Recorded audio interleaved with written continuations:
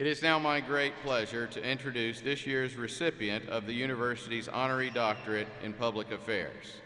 The Faculty Senate of the university has agreed to recognize the achievements of certain outstanding individuals by awarding them an honorary doctorate degree. The Board of Governors approved this special recognition in 2002.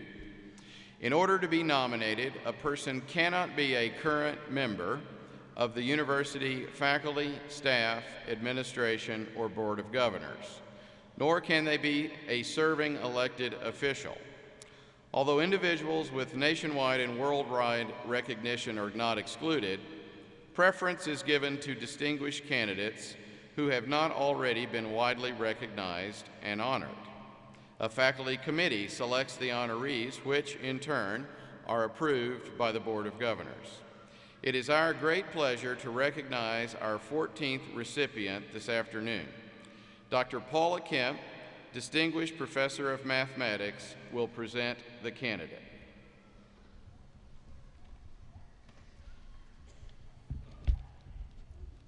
A 2012 award of an honorary doctorate by Missouri State is presented to Mr. Shawn Askinosie.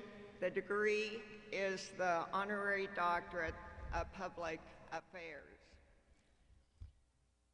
Whereas Mr. Shawn Askinosie, J.D., has distinguished himself by his extraordinary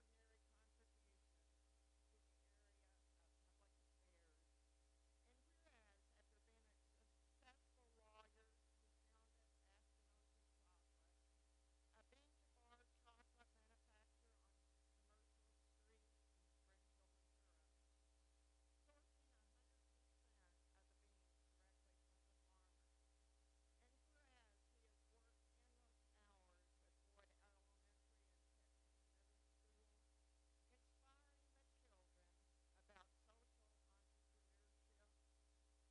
about a global world beyond Springfield.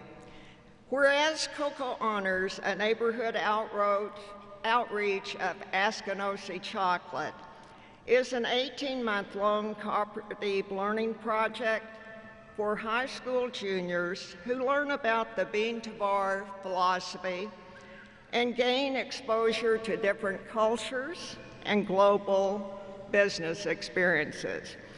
Whereas he has helped develop a computer lab for the Missouri Hotel Homeless Shelter, which houses about 80 children who now have a place to study, research, and create.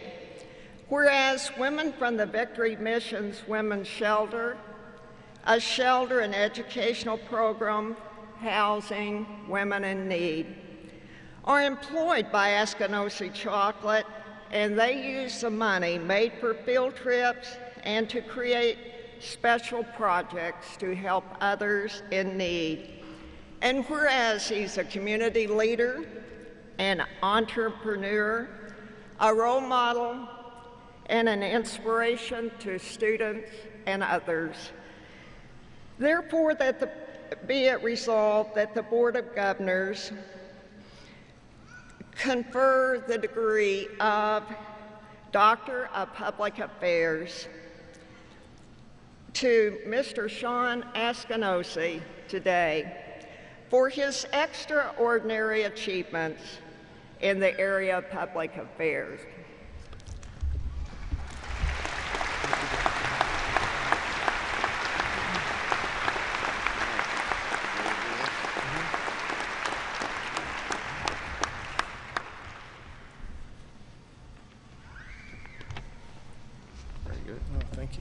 Very much. Thank you.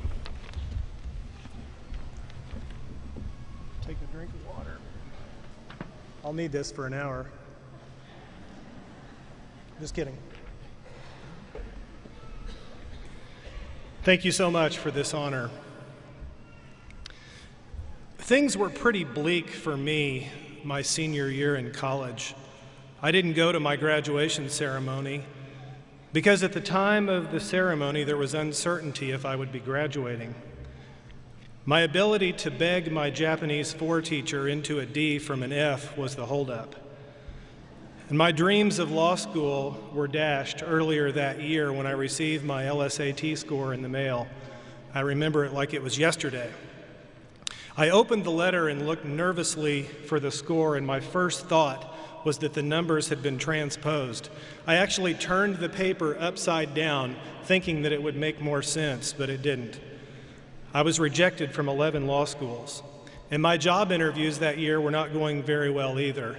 The best example was an interview at a bank in downtown St. Louis. My interview was at 11. I was right on time. The elevator doors opened with 3 minutes to spare. But the problem was I got off on the wrong floor, like 30 instead of 29. So I thought, well, I'll just take the stairs down to the next floor. Bad idea. The stairwell doors to the floors were locked. So I ran down 30 flights of stairs and back up the elevator, out of breath, sweat showing through my suit. The interview did not go so well. No job. That string of failures, though, turned out to be blessings. Why? Well, I finally got a job in commercial real estate sales in Texas. I met my wife in Texas. So the best thing in my life wouldn't have happened if all those things had gone the way I'd hoped they would. She convinced me to take the LSAT again and to reapply to law school. I have the distinction of the lowest LSAT score in the history of the University of Missouri Law School, and it was founded in 1872. I actually did well in law school because I worked my $$ off. Graduates, you face a perfect storm today. Very high unemployment, the highest college student debt and credit card debt in history in our country since they've been keeping records. The scenario is bleak. It's as if you were face to face with a deadly cobra or in the middle of a beehive getting stung more than 1,000 times. You have to ask yourself this question: what would Honey Badger do? Or, more specifically, how will you prevail against overwhelming odds? How will you solve this personally, and how will we solve it as a society? Actually, if I was still a lawyer, I think I could prove the case that the honey badger does care a lot about some things. I have 2 chocolate observations that will put our bleak days in perspective, I think. The first one is about farmers, and the second one is about farmers. I'm going to talk for less than 10 minutes, and then I'm going to sit down. So my first point about farmers. I don't practice law anymore. I'm a small batch bean-to-bar chocolate maker. I buy cocoa beans from farmers around the world in varying degrees of poverty in Honduras, Ecuador, Tanzania, and the Philippines. And in the last 5 years, I've traveled more than 1,000 miles, or 1 million miles, on American Airlines. And I work with them to improve their harvesting techniques. I spend time with them. I share meals with them. I visit their homes. We share our financial statements with them in their language. We share profits with them. And over the years, I've made some anecdotal observations about the farmers. They are all very poor, with annual income ranges from $2,400 to $1,000 a year. They usually own a very small amount of land, maybe 6 or 7 acres. They have a minimum level of food security, and they have limited access to medical care and education, but at least some. But it's worst in Tanzania. But here's the kicker. They seem to be very happy, and I don't mean fake happy for the American coming to visit. I mean they are happier than most people I know here in America, rich people, poor people, and those in between. And maybe happy is the wrong word. Maybe joyful is better. But how is that? They have practically nothing. And it was hard for me at first to understand this when I started buying cocoa beans from them.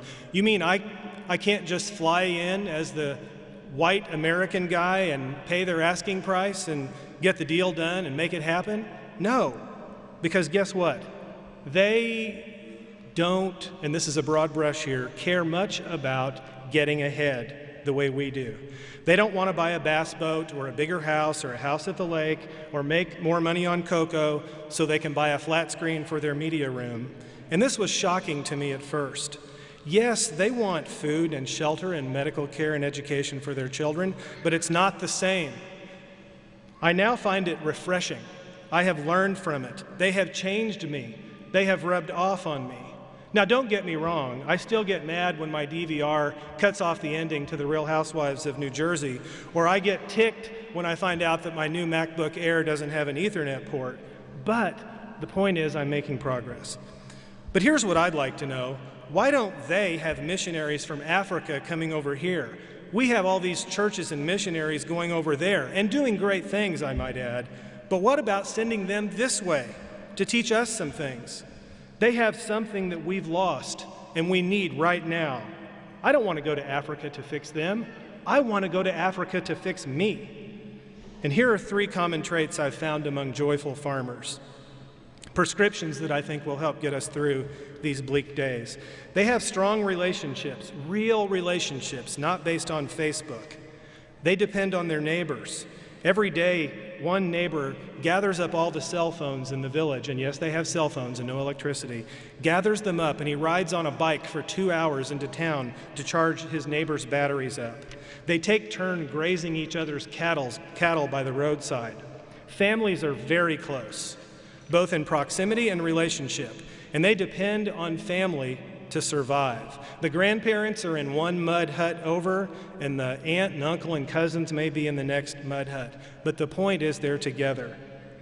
Why do families in America have to move away from each other? My friend said this week, well, isn't that just a natural progression? And my daughter is moving away in a couple of months, and I know her husband is going to get his PhD, but why can't they move back here? I don't think it's normal for families to live so far apart from each other. So Lauren, I'm not sure where you are, can't you guys move back here to Springfield after Scott graduates? And Sarah, why do you have to live in Texas? Why can't you move back here to Springfield? Families need each other, especially now. And the second point is this: the cocoa farmers that I encounter have little fear. You would think that poor subsistence farmers would live in fear. Their houses are mud, sometimes cardboard, and they might be sleeping on a dirt floor, but they do not live in fear. Of course, parents who are not able to provide food for their children, for sure they are in fear. But I'm talking about farmers with a little bit of food and some medical care. And by the way, we as a company are helping where we can in the Philippines and in Tanzania with clean water and education and food security for children. We've just begun this month a lunch program in an elementary school in Davao, Philippines for every child in the school. We're starting one this year in remote Tanzania. We're also starting one here at home at Pipkin Middle School near our factory. And I might add, we're doing all of this with no donations, but partnerships that we've created with the school's PTA. It's all 100% self-sustaining. The farmers that I know don't live in fear. They take risks, like Mama Kiesha, who is pictured on the front of our Tanzanian chocolate bar. She's a single mom, 6 kids, rice farmer, cocoa farmer, seamstress, choir leader in her church, and the chairperson of the Uwate farmer group. These farmers wake up every morning with something that I am convinced that they would die without. Guess what it is? It's faith. They have real, live, I've never seen anything like it before, faith. And not just something they say, but it's something that they actually depend on. It's the only explanation that I can find. And in Tanzania, I've seen it firsthand among Christians and Muslims living and working together. And third, they're truly thankful for what they have. When I was in a church in remote Tanzania, they were singing a song in Swahili, thanking God for all their blessings and all the things that He had given them. And this is from people who have basically nothing. And during the time of the offering, they stood in line to wait their turn to place something in the box at the altar. And you could hear coins drop, 1 or 2 at a time, the equivalent of pennies. And then an old woman knelt down and placed her offering in front of the box. 3 eggs. She gave what she had. She gave generously and took her place back in the choir. And to hear a table blessing of the poor is something to behold. It happened just a few weeks ago when I was in Ecuador, poor farmers with very little but genuinely thanking God. And when I bring high school students to meet Mama Kiesia and other farmers in Tanzania, and they prepared food for us that they couldn't afford, it brings tears to the eyes of our students. Why do we deserve such radical hospitality? And now my second and final farmer story. My grandparents were farmers with some land in between Miller and Lockwood. You probably don't even know where that is. But they lived in the same house, farmed the same ground, went to the same church, and were married to each other for over 65 years. And they both had a 6th or 7th grade education. I spent a lot of time on their farm growing up. They were hard workers. They milked the cows twice a day, fed the chickens, plowed the fields, mended fence, cut ice on the ponds in the winter, and made a garden and planted flowers. They loved my brother and I, and we knew it. They were gentle and kind. They loved their neighbors and helped them, and vice versa. They called tomatoes maters, and potatoes taters, and windows were winderlights. And they said things like, well, I'll swan, instead of I swear. As I was growing up, and even at your age, I loved them, but I didn't want to be like them. They lived a simple life that I really didn't respect. They never traveled. They didn't want to leave the farm. They were just farmers, and I wanted to be somebody or something important. I have more respect for them now than almost anyone I have ever known or met in my life, and I've met a lot of people. And my experience on their farm growing up prepared me for the appreciation I have today of the work that it takes to survive and thrive as a farmer from day to day. I wish a lot of things at night as I fall asleep, but one thing I really wish is that they were alive so I could tell them that I was wrong and how much I hold their lives up as a model for my own. But I'm thankful that I have the opportunity to share that sentiment with farmers that I work with now. I'm not saying that because it's bleak that you will graduate and live in a mud hut or sleep on a floor. But what I am saying is that our lives are forever changed by this economy. And maybe there's something we can learn from these farmers, the way they conduct their lives, that they can be joyful and content, not despite their circumstances, but because of them. Thank you.